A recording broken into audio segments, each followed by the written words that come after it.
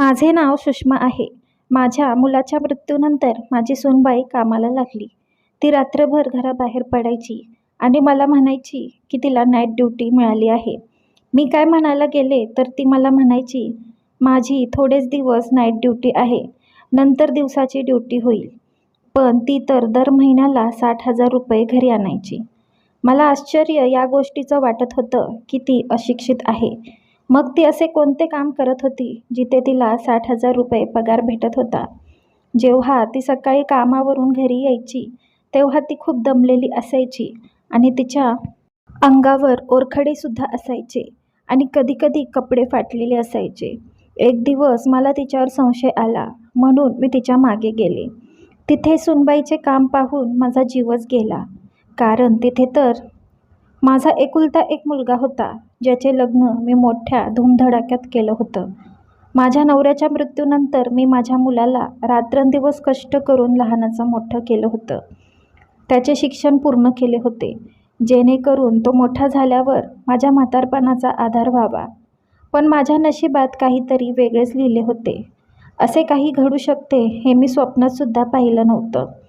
एक दिवस माझा मुलगा कामावरून येताना त्याचा रोडमध्ये अपघात झाला. डॉक्टरांनी हॉस्पिटलमध्ये खूप प्रयत्न करूनही त्याचा मृत्यू झाला. माझ्यासाठी हा धक्का खूप मोठा होता. माझा तो एकुलता एक मुलगा होता.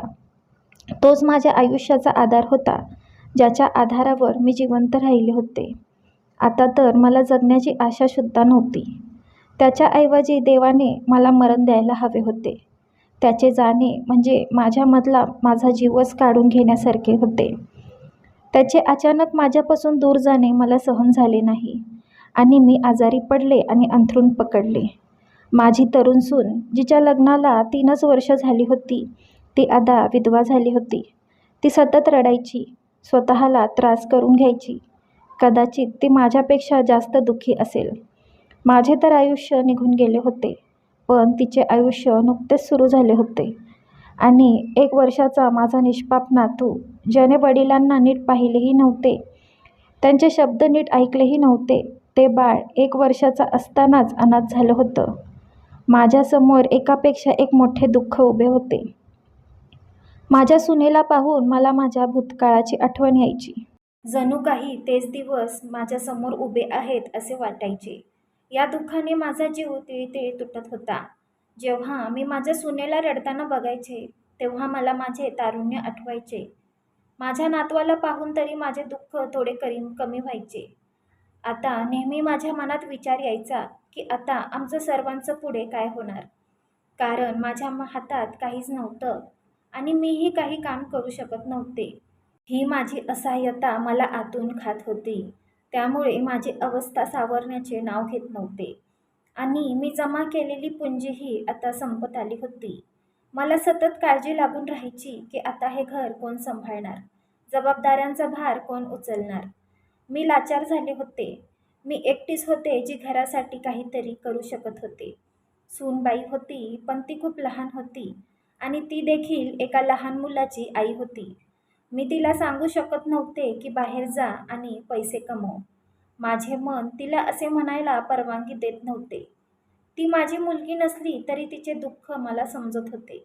कारण मीही माझ्या तरुणपणी माझा नवरा गमावला होता आणि आता म्हातारपणी माझ्या मुलाला गमावले होते.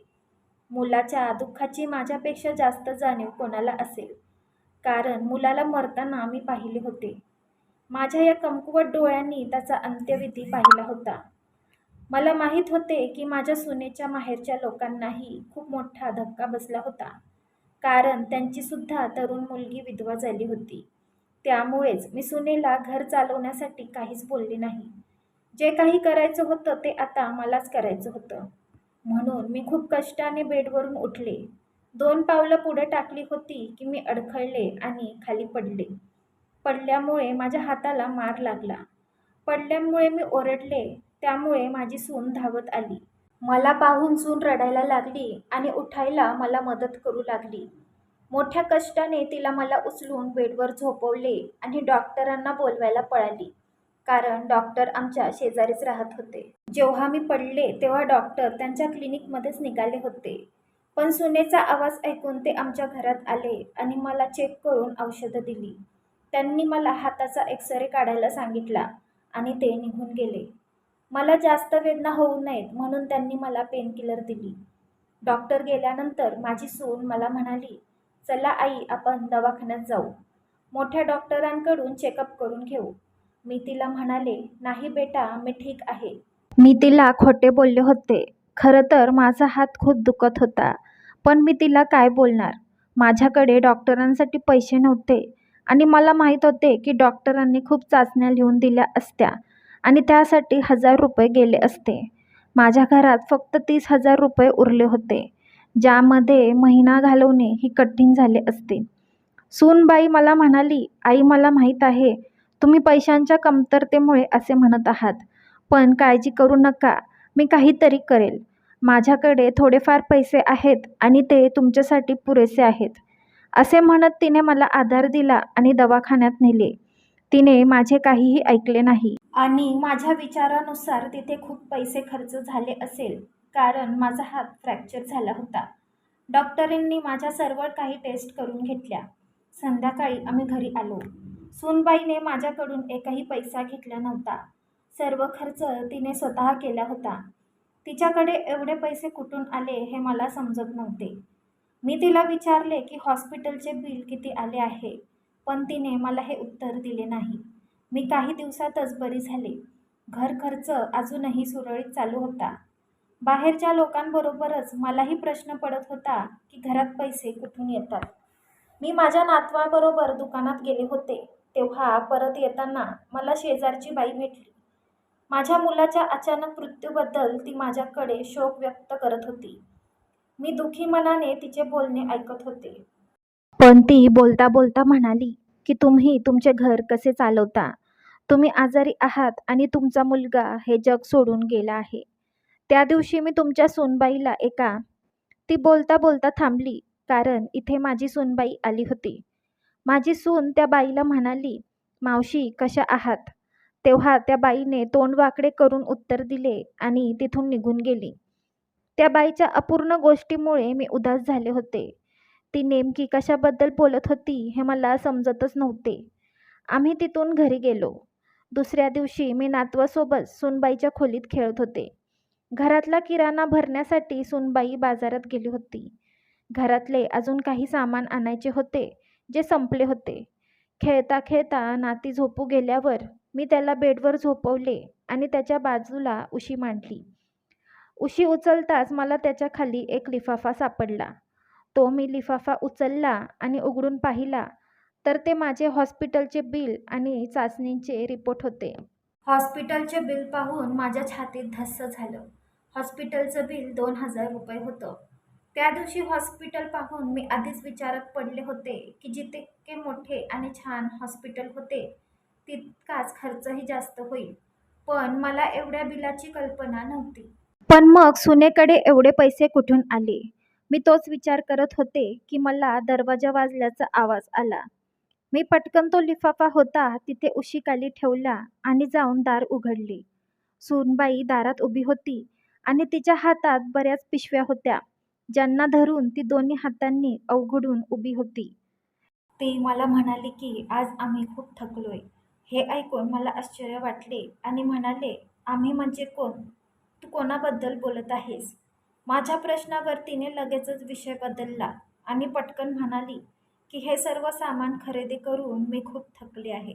माझ्यासोबत शेजारची राणीसुद्धा आली होती. त्यामुळे आम्ही खूप फिरलो आणि दमलो. माझा तिच्यावर विश्वास बसत नव्हता, कारण ती गेल्यावर राणी माझ्याकडे घरी आली होती आणि बराच वेळ माझ्यासोबत गप्पा मारत बसली होती. मग ती तिच्यासोबत कशी काय जाऊ शकते? पण मी गप्प राहिले. माझ्या नजरेतून नक्कीच काहीतरी चुकत होतं. त्या दिवशी शेजारच्या बाईचे अपूर्ण बोलणे आणि आज सूनबाईचे असे वागणे, तिचा विषय बदलणे मला खूप विचित्र वाटत होतं. मी विचार करतच होते की माझ्या सुनेने मला हाक मारली. मी तिच्याकडे पाहिले तेव्हा ती मला म्हणाली, "आई, मी नोकरी करायचं ठरवलं आहे आणि उद्यापासूनच जाणार आहे." तिचं बोलणं ऐकून मी आश्चर्याने तिच्याकडे पाहत होते. मी तिला म्हणाले, बाळा, तुला कामाला जायची काही गरज नाही. मी स्वतः काहीतरी काम करेल. मी तिला नकार दिला, पण तिने माझे काहीही ऐकले नाही. तिच्या नोकरीला जाण्याने माझ्या मनात थोडी भीती निर्माण झाली होती. दुसऱ्या दिवशी सकाळी मी लवकर उठले. मला वाटलं की सूनबाई आजपासून कामाला जाईल. त्यामुळे मी नाश्ता बनवला. काहीही झालं तरी ती घरासाठी काम करणार होती. मग मी सुद्धा विचार केला की मी तिला घरकामात मदत करेन. आजपासून घरातली सर्व कामे करेल असा विचार केला, जेणेकरून तिला काहीही अडचण येणार नाही. नाश्ता बनवून झाल्यानंतर सूनबाई किचनमध्ये आली आणि माझ्याकडे आश्चर्याने पाहून म्हणाली, "आई, तुम्ही नाश्ता का बनवला?" "मी बनवला असता ना." तिच्या या प्रश्नावर मी हसले आणि म्हणाले, "अगं, तू बाहेरचे सुद्धा काम करणार आणि घरातले सुद्धा. मग तुला जास्त त्रास होणार नाही का? तुला आता कामाला जायचे असेल ना?" ती हसायला लागली आणि म्हणाली, "मला आता कामाला जायचे नाही. माझी नाईट ड्युटी आहे. रात्री जायचे आहे." तिचे हे उत्तर ऐकून मी तिच्याकडे आश्चर्याने पाहिले आणि विचारलं, "रात्री का जावं लागणार?" मी विचारल्यावर ती म्हणाली, "आई, नवीन नवीन नाईट ड्युटी करावी लागते."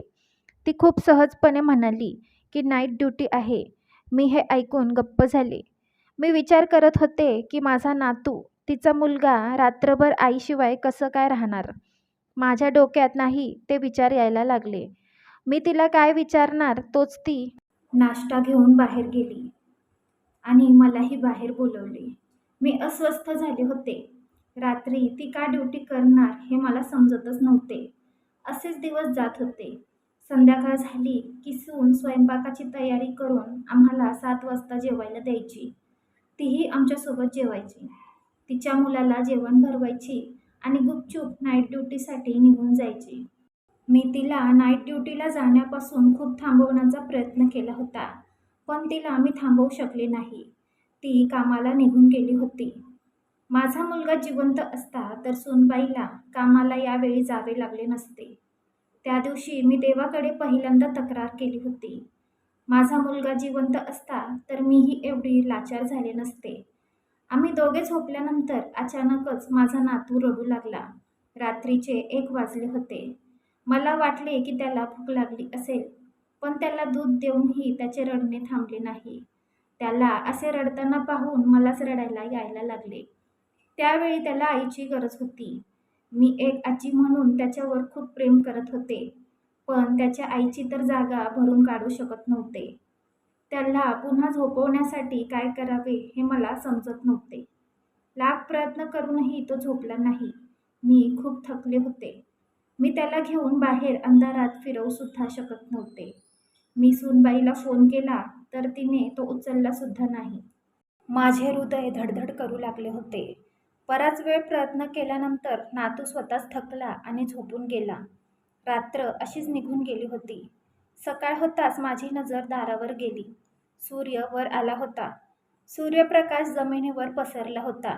सकाळचे 7 वाजले होते. सूनबाई कामावरून घरी आली. मी तिच्याकडे पाहिले तर तिचा चेहरा पूर्णपणे उतरला होता. मी तिला नाश्त्यासाठी बोलावले तर ती म्हणाली की मी खूप थकली आहे. ती तिच्या खोलीत गेली. मग मी सुद्धा काही बोलले नाही. मला वाटलं की ती रात्रभर काम करून थकली असेल. मी तिला स्वतः झोपायला जायला सांगितले होते. दुपारी फ्रेश झाल्यावर ती माझ्याजवळ आली आणि आम्ही गप्पा मारू लागलो. मी तिला विचारलं की तुझी दिवसाची ड्युटी होऊ शकत नाही का? तेव्हा ती मला म्हणाली, "आता सध्या तर नाही. काही दिवसांचीच गोष्ट आहे. थोड्या दिवसानंतर दिवसाची ड्युटी होईल." मग मीही गप्प बसले. मी तरी तिला काय म्हणू शकत होते. माझी तब्येत ही अशी होती की मला काहीही करता येत नव्हते. मला तिला काहीही बोलण्याचा अधिकार नव्हता. माझ्याकडे गप्प बसण्याशिवाय काहीच पर्याय नव्हता. एके दिवशी सकाळी मी माझ्या सुनेची वाट पाहत होते. सकाळचे 8 वाजून गेले होते, तरीही ती अजून आली नव्हती. माझ्या मनात विचार येऊ लागले होते. 9च्या सुमारास ती घरी परत आली आणि सरळ तिच्या खोलीत गेली. मी तिला पाणी देण्यासाठी तिच्या खोलीत गेले, पण तिच्या अंगावर ओरखडे पाहून आणि फाटलेले कपडे पाहून माझ्या हातून ग्लास खाली पडला. माझा हात माझ्या चेहऱ्यावर होता. मला माझे जग नाहीसे झाल्यासारखे वाटत होते. मला पाहून ती सुद्धा घाबरली होती. तिच्या चेहऱ्यावरचा रंग पूर्णपणे पांढरा झाला होता. तिने पटकन खांद्यावरून पदर घेतला आणि ते ओरखडे लपवले. पण आता काय उपयोग होता? मी ते ओरखडे पाहिले होते. तिचे हे रूप पाहून मी थक्क झाले होते. मनात नाही तसले विचार येऊ लागले होते. नशिबाने हे माझ्यासमोर काय उभे केले होते? मी विचारातच हरवले होते की ती माझ्यासमोर आली आणि मला तिने हलवले. त्यामुळे मी शुद्धीवर आले. मी खूप कष्टाने तिला विचारले की हे सर्व काय आहे? ती मला म्हणाली, काल रात्री माझे एका मुलीसोबत भांडण झाले. त्याच भांडणात तिने मला ओरखडले आणि माझे कपडे थोडे फाटले. हे बोलून तिने नजर खाली केली. मी तिला म्हणाले, का भांडलात तुम्ही? पण ती म्हणाली, जाऊ द्या ना आई, तुम्ही इथे बसा. मी तुमचे औषध घेऊन येते. तुमच्या औषधाची वेळ झाली आहे, ती काळजीने म्हणाली आणि बाहेर निघून गेली. आज मला माझ्या मुलाची खूप आठवण येत होती. माझा मुलगा जिवंत असता तर आज हे दिवस मला पाहायला मिळाले नसते. माझ्या सुनेला रात्रभर घराबाहेर राहावे लागले नसते आणि ना तिच्यावर लोकांनी ते प्रश्न केले असते. माझे डोळे अश्रूंनी भरले होते. माझी सून मला औषध घेऊन आली आणि मला रडण्याचे कारण विचारले. मी तिला काहीच उत्तर दिले नाही. तिने मला मिठी मारली आणि ती सुद्धा रडू लागली. महिना संपला. 2च दिवस बाकी होते. 2 दिवसांनी तिचा पगार भेटणार होता. मीही पगाराची वाट पाहत होते, कारण दूध विक्रेत्यापासून ते रेशन विक्रेत्यापर्यंतचे पैसे थकले होते. शेवटी तो दिवस आला ज्या दिवशी तिचा पगार मिळाला. त्या दिवशी सूनबाई घरी पगार घेऊन आली आणि माझ्या हातात पगाराचा लिफाफा ठेवला. मी तिला पाहिले तेव्हा ती आनंदी होती की दुःखी होती मला समजले नाही. मी लिफाफा उघडला आणि माझे डोळे विस्फारले, कारण त्यात खूप पैसे होते. माझ्यावर आश्चर्याचा डोंगर कोसळला होता. मी ते पैसे मोजले तर ते 60,000 रुपये भरले. मी ते 60,000 रुपये बाजूला ठेवले आणि सुनेकडे पाहिले. मी तिला विचारले, एवढे पैसे कुठून आलेत? माझा प्रश्न ऐकून ती म्हणाली, मी खूप थकले आहे, मला झोपायचं आहे. पैसे पाहून माझी सुद्धा शुद्ध हरपली होती. माझे मन पूर्ण संशयात गेले होते. एका अशिक्षित बाईला महिन्याला 60,000 रुपये पगार कसा मिळेल? हे कसं काय शक्य होतं की ती महिन्याला 60,000 रुपये कमवत होती, ते सुद्धा रात्रीचे काम करून? मला काहीतरी चुकल्यासारखे वाटत होते. सून जेव्हा दुपारी उठली आणि किचनमध्ये आली तेव्हा मी तिला शांतपणे पाहत होते. मला तिचा चेहरा आजारी जाणवत होता, म्हणून मी तिला पगाराबद्दल काहीही विचारले नाही. नेहमीप्रमाणे ती 8 वाजता कामावर जायला निघाली. ती गेल्यावर मी लगेच उठले आणि तिच्या खोलीत गेले. मी तिची संपूर्ण खोली शोधली. आता फक्त एकच ड्रॉवर उरला होता. मी थरथरत्या हातांनी तो ड्रॉवर उघडला तर त्यात एक मोठी फाईल होती. मी घाबरत घाबरत ती फाईल उचलली आणि वाचायला सुरुवात केली. ते वाचून माझ्या डोक्यावर आभाळ कोसळलं. काय करावं ते मला काहीच समजत नव्हतं. 12 नंतर मी तिथून बाहेर आले. मी सर्व काही पूर्वीप्रमाणेच ठेवले होते. मला आता शोधून काढायचे होते की ती हे सर्व का करत होती. दुसऱ्या दिवशी मी तिच्यावर नजर ठेवली. मी माझ्या भाचीला सकाळी लवकर घरी बोलावले होते. सूनबाईने विचारले तर मी म्हणाले की माझी तब्येत खराब आहे, रात्री झोप येत नाही, म्हणून माझ्यासोबत 4 दिवस भाचीला बोलवले आहे. हे ऐकून सूनबाई एकदम गप्प झाली. जेव्हा सूनबाई संध्याकाळी घरातून कामाला बाहेर पडली तेव्हा मी भाचीला घरी थांबवून सूनबाईच्या मागे गेले. मी माझ्या भाचीला सगळं समजावून सांगितलं होतं. माझ्या नातवाला भाचीजवळ सोडले होते. मीही रिक्षा करून सूनबाईच्या रिक्षाचा पाठलाग केला. तिने एका ठिकाणी रिक्षा थांबवली. मीही थोड्या मागे रिक्षा थांबवली आणि खाली उतरले. सूनबाई तिथून एका गल्लीत चालत जात होती. मीही तिच्या मागे मागे चेहरा लपवून चालत होते. शेवटी ती एका ठिकाणी पोहोचली. ते ठिकाण पाहून माझ्या पायाखालची जमीनच सरकली, कारण तो एक डान्स बार होता. म्हणजे ही इथून 60,000 पगार आणायची. तिथले सगळं विचित्र चित्र पाहून मी तिथेच बेशुद्ध झाले. मला जेव्हा शुद्ध आली तेव्हा माझ्याजवळ सूनबाई बसली होती. मला तिचा खूप राग आला होता. मी तोंड फिरवले तर ती रडायला लागली आणि रडत रडत म्हणाली, आई, माझ्याकडे कोणताच मार्ग नव्हता. तुम्हाला तुमच्या तब्येतीमुळे काम करता येत नाही. आणि मीही एक अशिक्षित असल्यामुळे मला कोणतेही काम मिळत नव्हते. मी काम शोधण्यासाठी घरातून बाहेर पडले, तेव्हा माझी रियासोबत ओळख झाली. ती पण माझ्यासारखीच होती. तिनेच मला या डान्स बारची माहिती सांगितली.